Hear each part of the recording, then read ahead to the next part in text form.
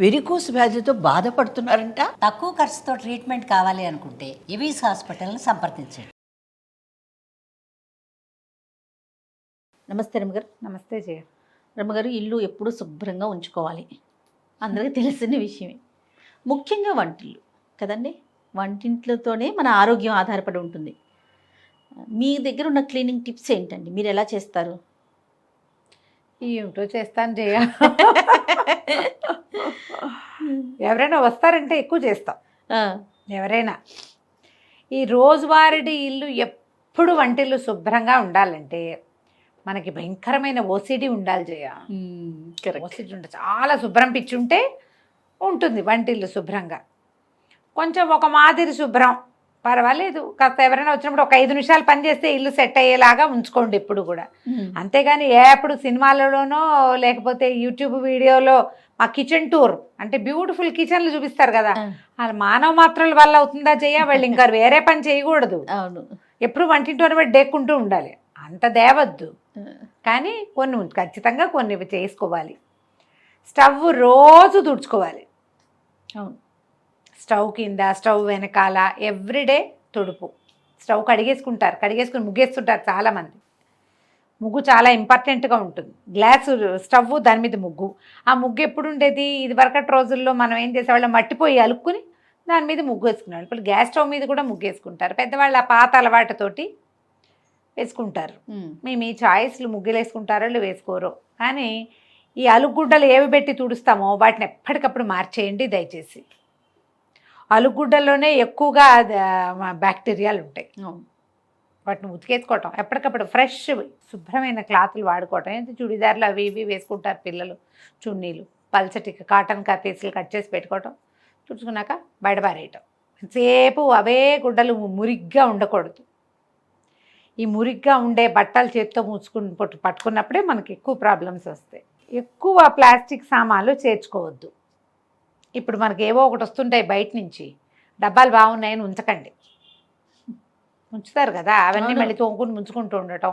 Plastic వస్తువు డబ్బాలలో తిండి సామాగ్రి నిలవబెట్టకండి.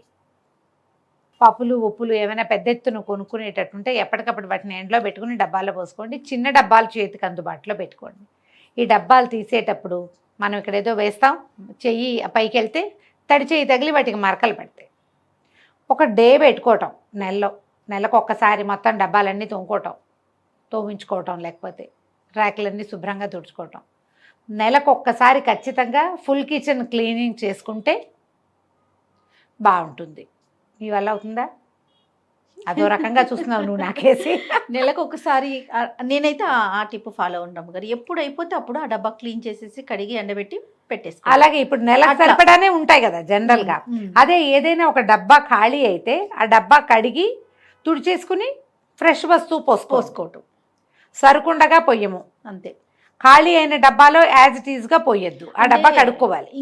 ఒకటి ఉంటుంది గారు అమ్మగారు, మనం తెప్పించుకునేటప్పుడు ఒక 3 కిలోలు 4 కిలోలు 5 కిలోలు తెప్పించుకుంటాం, చిన్న డబ్బాల్లో పోసుకుంటాం కదా. అవును, అది ఒక్కొక్కటి తొందరగా అయిపోయినప్పుడు మళ్ళీ దీన్ని క్లీన్ చేసుకోవాలి. అట్లా పోసుకోవటం బెటర్ అనిపిస్తుంది. చేసుకోవాలి. ఇప్పుడు ఆ డబ్బాలే కాదు, ఈ నెల చేసుకునేది ఏంటంటే ఈ ఇంతవి అంతవి మిగిలిపోయినవి, కాస్త కుస్తా పురుగు చూసినవి, డబ్బా మాసిపోయింది, ఇవన్నీ కూడా జనరల్గా పీరియడ్స్ స్నానం అయిపోయాక అన్నీ ఒకసారి క్లీన్ చేసుకుంటారు కదా, అప్పుడు అలాంటివి చేసుకోవాలి. కిచెన్లో చేతులు తుడుచుకునే టవల్స్ అవును ఎప్పటికప్పుడు ఉతికేసుకోవాలి. ఎక్కువ ఉండాలి, ఉతికేసుకోవాలి. గట్లు తుడుచుకోవడానికి, స్టవ్ తుడుచుకోవడానికి సెపరేట్గా మెయింటైన్ చేయండి.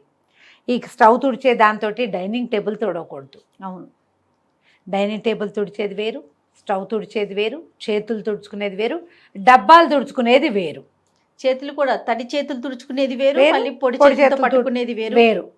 ఇన్ని వేరుగా ఉండాలి గ్యారంటీగా. అన్నిటికీ ఒకటే చేస్తే మీ ఇంట్లో తరచుగా మోషన్స్ లాంటి సమస్యలు కనపడతాయి, గమనించుకోండి. కనిపిస్తాయి. ఈ ర్యాకులు అవన్నీ కూడా ఇప్పుడంతా వచ్చినాయి కదా, మాడ్యులర్ కిచెన్స్ శుభ్రంగా ఉండటానికి, ఏదో నీట్గా కనపడడం కోసం. వీటికి కూడా నెలకు ఒకసారి స్ప్రే చేసి తుడుచుకోవటం. కాలిన్ లాంటివి మనం చేసుకోవచ్చు కూడా కొన్ని. ఈ మధ్య మా ఇంట్లో బయో ఎంజైమ్స్ ఎక్కువ చేస్తున్నారు జయ. మా వాళ్ళందరూ అక్కయ్యలంతా బయో ఎంజైమ్ చేస్తున్నారు. నాకు కూడా బోల్డ్ అని నిమ్మకాయలు వచ్చినప్పుడు, చాలా నిమ్మకాయలు వచ్చినాయి ఊరి నుంచి, అప్పుడు నిమ్మతోకలతోటి బయో ఎంజైమ్ చేసుకున్న లెమన్ది నేను. ఓకే, ఎలా చేశారండి? ఏం చేశారు? బయో ఎంజైమ్ అంటే ఇవి మనకి ఆ వీడియోలు దొరుకుతాయి, కానీ బోల్డెన్ ఉన్నాయి బయో ఎంజైమ్ చేసే విధానాలు. అది చెప్తా. 1 లీటర్ నీళ్ళకి 300 గ్రాముల కూర తొక్కులు కానీ, అదే నిమ్మకాయ డిప్పలు కానీ, పళ్ళు కానీ, మనం దేంతో చేయదలుచుకుంటే అవి 300 గ్రామ్స్, ఒక 100 గ్రాములు బెల్లం, ఇవన్నీ ఒక డబ్బాలో వేసి పెట్టుకోవాలి. 300 గ్రామ్స్ నిమ్మ తొక్కులు ఉన్నాయి అనుకో, నిమ్మ చెక్కలు ఉంటాయి కదా, పిండేసి పెట్టామా, ఆ పిండేసిన చెక్కలు కావాలంటే సన్నగా కూడా కట్ చేసేసుకోండి. అన్ని కట్ చేయకపోయినా ఏం నష్టం లేదు, అలాగే వేసుకోవచ్చు. 100 గ్రాములు బెల్లం వేసి 1 లీటర్ నీళ్ళు పోసి కదలకుండా చీకటిగా ఉండే చోట పెట్టాలి.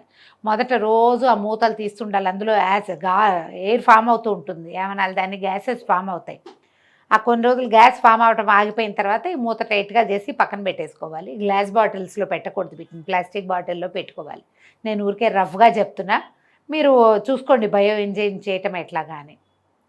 ఆ బయో ఎంజైమ్ చేసిన తర్వాత నాకు ప్రాణం హాయిగా ఉంది. స్టవ్ గట్టు చాలా క్లీన్గా ఉన్నాయి మావి. ఈ డిష్ వాషింగ్ లిక్విడ్ కొద్దిగా వేసి, కొంచెమే ఒక స్ప్రే బాటిల్స్ వస్తాయి కదా, వేసి బయో ఎంజైమ్ వేసి కనుక స్టవ్ గట్టు అవి క్లీన్ చేసుకుంటే నుసమలు తగ్గిపోయినాయి, ఈగలు దోమలు చాలా తగ్గిపోతాయి, వంటింట్లో తిరిగే ఫ్లైస్ సమస్యలు చాలా తగ్గుతాయి. బయో ఎంజైమ్స్ చాలా బాగుంటాయి, చూడండి. మీరు వాటిని చాలా విషయాల్లో వాడుకోవచ్చు. ఆఖరికి వాషింగ్ మిషన్లో కూడా వేసుకోవచ్చు దాన్ని. ఇల్లు తుడిచేటప్పుడు కొద్దిగా ఒక డ్రాప్ బయో ఎంజైమ్ వేసి తుడిస్తే ఇల్లు క్లీన్గా ఉంటుంది. లెమన్ తోటి అయితే బ్రహ్మాండంగా ఉంది, నా దగ్గర అదే ఉంది, నేను వేరే ఏం చేయలే, అంత ఓపిక లేదు. ఈ ఒకటి కూడా బోల్డ్ అని నిమ్మకాయలు వచ్చినాయి, ఆ రసం అంతా తీసి పెట్టా, డిప్పలు వేస్ట్ అయిపోతాయని ఈ పని చేశా.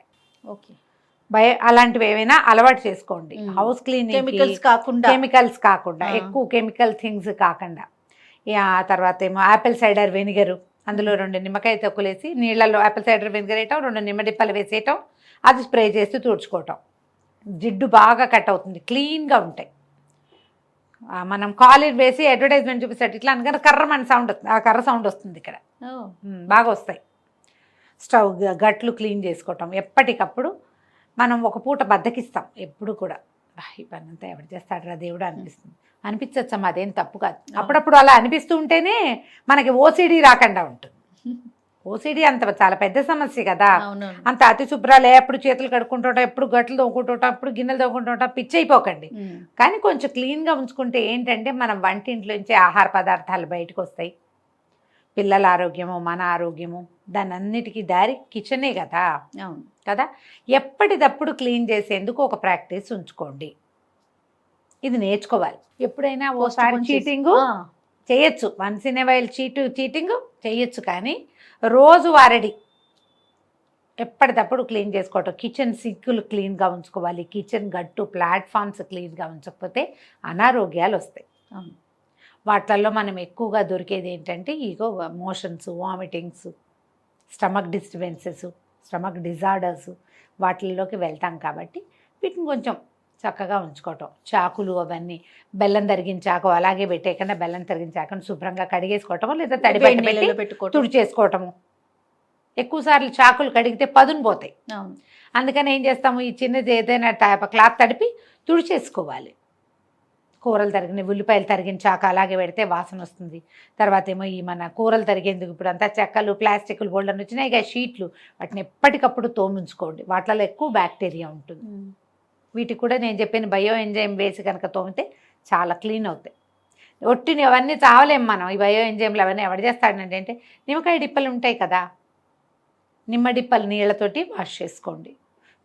లెమన్ తగిలేసరికల్లా ఆటోమేటిక్గా ఈ యాసిడిటీ వల్ల కొంత క్రిములు అవి పోతాయి. హాట్ వాటర్లో వాష్ చేసుకోవటము. కొంచెం ప్లానింగ్ తోటి ఉంటే కనుక వంటిల్లు క్లీన్గానే ఉంటుంది.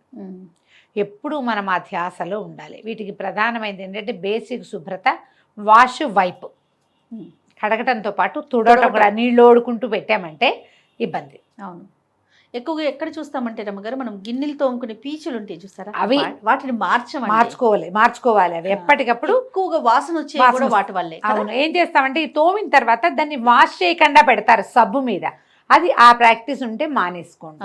అవును, మానేయండి. జిడ్డు గిన్నెలు తోమటానికి వేరుగా ఒకటి ఉంచుకోవాలి, ఆ, ఎక్కువ జిడ్డు ఉన్నవి. గట్టి పీచు. గట్టి పీచు ఉంటాయి కదా, ఇనపీచులు బోల్డన్ ఉన్నాయి రకాలు. ఏదైనా సరే మీరు ఏది క్లీన్గా ఉంచాలో దాన్ని క్లీన్గా ఉంచకపోతే మనకు సమస్యలే వస్తాయి. గిన్నెలు శుభ్రంగా ఉండవు కదా. అవును. ప్లాన్డ్గా చేయండి. ఓసిడికి లోన్ కాకుండానే మనం హెల్తీగా ఉండొచ్చు. బాగా శుభ్రంగా ఉంటేనే హెల్త్ అని పొరపాటును కూడా అనుకోవద్దు. ఆ, శుభ్రంగా అనేదే పాయింట్. బాగా కాదు, తక్కువ కాదు. మీరు బాగా అయినా మీరు పిచ్చి అయిపోతారు, తక్కువైతే అనారోగ్యం పాలవుతారు. మధ్య మీడియోకర్గా క్లీన్గా ఉంచుకోవాలి. ఈ మీడియోకర్ థింగ్స్ చాలా విషయాలు కూడా, బట్టలకు కూడా విపరీతంగా సర్ఫ్ పోసేయటం, అవును. ఈ డిష్ వాషింగ్ లిక్విడ్ పోసేయటం, అతిగా సబ్బు వాడకము, అతిగా డిష్ వాషింగ్ లిక్విడ్స్ వాడడము, వీటితోటి కూడా క్యాన్సర్లు వస్తాయి. అవన్నీ కార్సినోజెనికే, అన్ని కార్సినోజెనికే. ఏవి మనం వాటిలోంచి బయటపడలేము. శుభ్రంగా కడుక్కోవాలి కదా. ఎన్ని నీళ్లు పోస్తే కడుగుతాం? ఇంతంత నురుగులు తెప్పించటం, నురుగు పిచ్చి అవును. కొంతమందికి. అవి తగ్గించుకోండి. అవి ఏమంత మంచి పద్ధతి కాదు. ఏమైనా ఇంట్లో బొద్దింకలు లాంటివి ఉంటే అవి ఆహార పదార్థాలకి మీదకి వచ్చేయకుండా బొద్దింకలకి మందు కొట్టించుకోండి, లేదా మందు పెట్టించుకోండి. 5 ఏళ్ళకోసారి 3 ఏళ్ళకోసారి పెట్టేవి కనపడుతున్నాయి. అలాంటిది ఏదైనా ట్రై చేయండి. తర్వాత పదార్థాలకి మూతలు పెట్టడం ప్రాక్టీస్ చేయండి. మెయిన్ అది. బాటిల్స్కి మూతలు పెట్టడం, డబ్బాకి మూత పెట్టడం, గిన్నెల మీద మూతలు పెట్టడం, కాగిన పాల మీద ఒక మూత ఉంచటం. కాఫీ కలుపుకున్నాం, మనం ఒక కప్పు తాగాం, ఇంకో అరకప్పు ఉంది, పని మనిషి వస్తున్నాడు, భార్య ఎక్కడ, దాన్ని ఎత్తున ఒక మూత, ఒక గ్లాసులో పోసావు, దాన్ని ఎత్తున మూత. ఇవి ప్రాక్టీస్ ఉంచుకోండి. ఇవన్నీ హెల్తీ టిప్సే. మనకు తెలుసు, ఏం తెలియదు ఇందులో మనకి, ఉంటాము, ఏం తెలీదు, జస్ట్ కొంచెం ఐడియా ఉంటే సరిపోతుంది. మీ వంటిల్తి శుభ్రతే మీ ఆరోగ్యానికి మొదటి మెట్టు. అంతే కదా. అంతే రమ్మగారు. నమస్తే. నమస్తే జయ.